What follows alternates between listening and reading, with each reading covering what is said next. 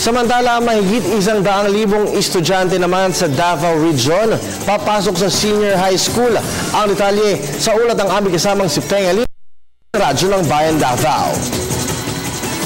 Ayon kay Department of Education o DepEd Regional Director Attorney Alberto Escobarte, naaabot sa 145,000 mahigit ang inaasahang mag-i-enroll sa senior high school o SHS sa pribado sa publikong paaralan ngayong darating na 2016 to 2017. Ayon naman kay DepEd Office Chief of Curriculum and Learning Management Division at Chair ng K-12 at SHS Speakers Bureau Dr. Luz Lilinda Honor, na sa kanilang tanggapan Huwebes na umaga, may halos 300 classrooms na sa Region 11 ang handa nilang i-alok para sa SHS. May kinalaman ng full implementation ng K-12 education program kung saan may sariling principal din ang mga ito.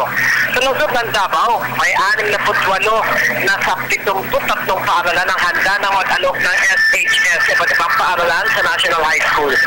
Samantalang kinilala rin ng DepEd ang mga pribadong paaralan na handa na mag-implementa ng SHS ngayong pasukan hanggang 2016 na ayon kay Escobarte na mga paaralang ito ay kinilalang modelong paaralan na nabigyan ng provision sa SHS is 2 year 2015-2016.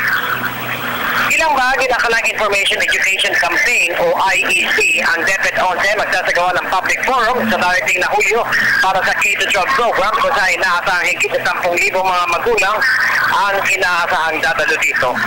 Para sa Telebisyon ng Bayan, Feng Alinyo, Radyo ng Bayan, Davao.